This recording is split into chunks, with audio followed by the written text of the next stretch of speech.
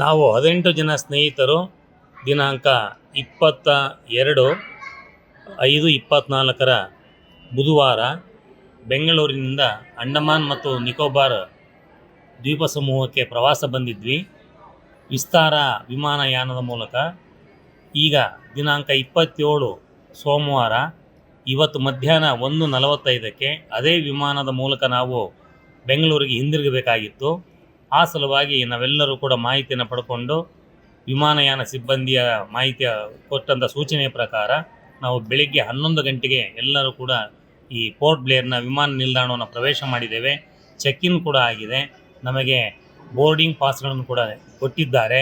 ಇಷ್ಟೆಲ್ಲ ಆದ ಮೇಲೆ 1:45ರಿಂದ ನಾವು ವಿಮಾನ ನಿರೀಕ್ಷೆಯಲ್ಲಿದ್ದೆವು. ಆದರೆ ವಿಮಾನ ಪೋರ್ಟ್ ಬ್ಲೇರಿನ ವಿಮಾನ ನಿಲ್ದಾಣದಲ್ಲಿ ಇಳಿಯದೆ ಅದು ಚೆನ್ನೈಗೆ ವಾಪಸ್ ಆಗಿದೆ ಅಂತಕ್ಕಂಥ ಸೂಚನೆಯನ್ನು ನಮಗೆ ಸುಮಾರು ಮಧ್ಯಾಹ್ನ 3 ಗಂಟೆ ನಂತರ ಕೊಟ್ಟರು.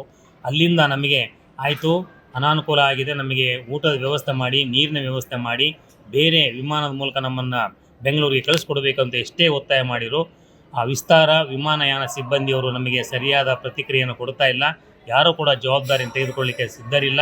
ಇದುವರೆಗೂ ನಾವು ಕೇವಲ 18 ಜನ ಸ್ನೇಹಿತರಷ್ಟೇ ಅಲ್ಲ, ನಮ್ಮ ಜೊತೆಯಲ್ಲಿ ಬೇರೆ ಬೇರೆ ಸ್ಥಳಗಳಿಂದ ಬಂದಿರತಕ್ಕಂಥ ಸುಮಾರು 180 ಪ್ರಯಾಣಿಕರು, ವೃದ್ಧರಿದ್ದಾರೆ, ಅದರಲ್ಲಿ ಮಹಿಳೆಯರಿದ್ದಾರೆ, ಚಿಕ್ಕ ಚಿಕ್ಕ ಮಕ್ಕಳಿದ್ದಾರೆ.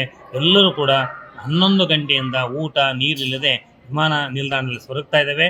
ಇದರ ಬಗ್ಗೆ ಸೂಕ್ತವಾದ ಕ್ರಮವನ್ನು ಕೈಗೊಳ್ಳಬೇಕು ಅಂತೇಳಿ ಎಲ್ಲ ಯಾತ್ರಾರ್ಥಿಗಳ ಪರವಾಗಿ, ಎಲ್ಲ ವಿಮಾನ ಪ್ರಯಾಣಿಕರ ಪರವಾಗಿ ನಾವು ಒತ್ತಾಯ ಮಾಡ್ತಾ ಇದ್ದೇನೆ.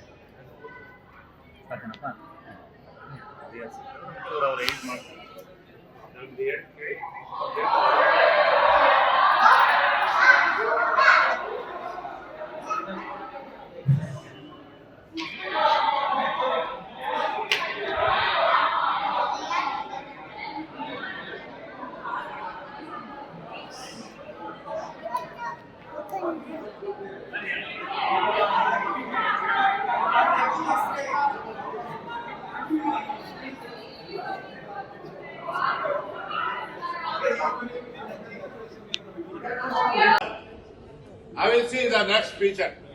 You know what you are? You are one of the employers, sir. Yes, sir. That's why I'm standing They here. are all citizens of India. I will talk to the aviation minister now. You know, you are not providing food for 4 years.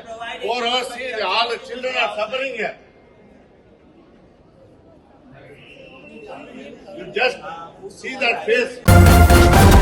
News first ನಿರ್ಭೀತಿಯಿಂದ ನಿಮ್ಮ ಪರವಾಗಿ.